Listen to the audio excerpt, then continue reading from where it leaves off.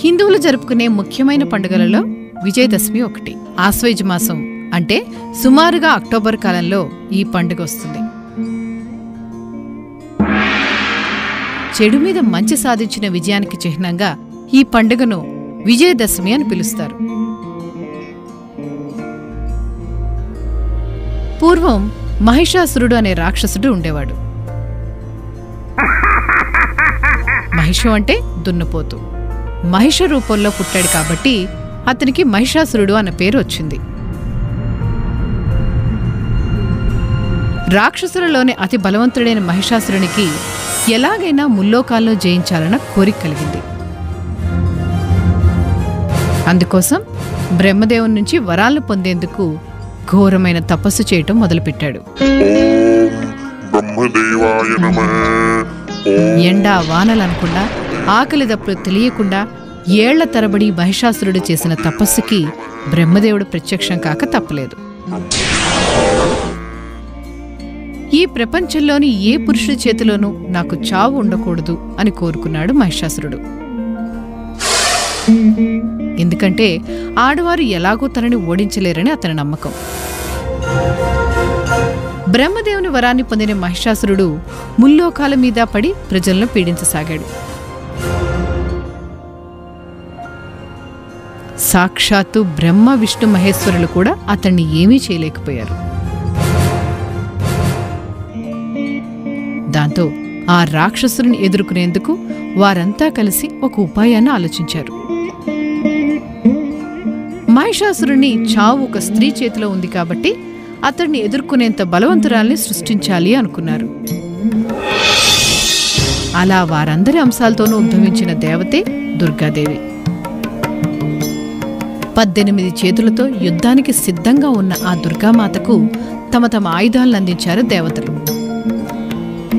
విష్ణువు సుదర్శన చక్రాన్ని, శివుడు త్రిశూలాన్ని, దేవేంద్రుడు వజ్రాయుధాన్ని అందించారు. ఇలాంటి గొప్ప ఆయుధాలెన్నో చేపట్టి సింహాన్ని వాహనంగా చేసుకుని మహిషాసురుని మీదకు దండయాత్రకు బయలుదేరింది దుర్గామాత.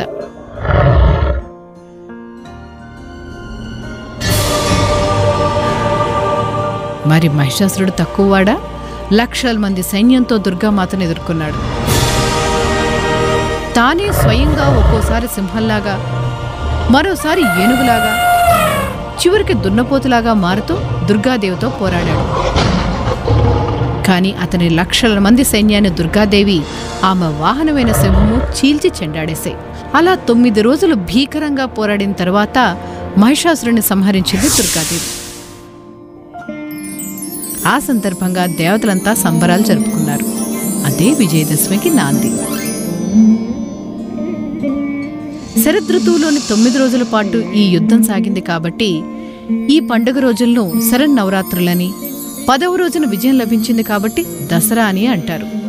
అమ్మవారిని వేర్వేరు అవతారాల్లోనూ అలంకారాలతోనూ శ్రద్ధగా కొలుచుకుంటారు. ప్రపంచంలో అమ్మవారిని పూజించే ప్రతి ప్రాంతంలోనూ దసరాను ఘనంగా నిర్వహిస్తారు. ముఖ్యంగా పశ్చిమ బెంగాల్లోని ప్రతి వీధిలోనూ అమ్మవారి విగ్రహాన్ని నెలకొల్పుతారు. అలాగే మైసూర్లో ఉన్న చాముండేశ్వరి ఆలయంలో దసరాని ఎంతో ఆడంబరంగా జరుపుకుంటారు. తెలంగాణలో అయితే దసరాతో పాటుగా పూలు పాటలతో సాగే బతుకమ్మ పండుగను కూడా చేసుకుంటారు. రాముడు రావణాసురుని సంహరించింది కూడా ఈ రోజునే అని నమ్ముతారు చాలామంది. అందుకే ఉత్తర భారతదేశంలో కొన్ని చోట్ల రాముడు రావణాసురుని మధ్య జరిగే యుద్ధ సన్నివేశాలను రామ్ లీలా పేరుతో ప్రదర్శిస్తారు.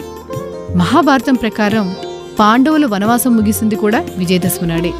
ఆ రోజున పాండవులు తాము జమ్మి చెట్టు మీద దాచుకున్న ఆయుధాలను తిరిగి తీసుకున్నారట.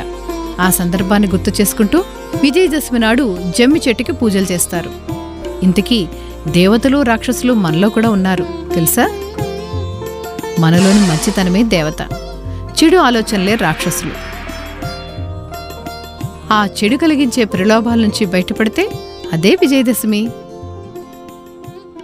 మరి ఇలాంటి మంచి మంచి పద్యాలు, పాటలు, కథలు చూడాలనుందా? ఇంకెందుకు ఆలస్యం? వెంటనే మీ అమ్మా నాన్నలకు చెప్పి మాకు సబ్స్క్రైబ్ చేయించరా? ఈలోగా మేము మీకోసం బోలెడు వీడియోలను తయారు చేసే ప్రయత్నంలో ఉంటాం. అంతవరకు సెలవా మరి. టాటా.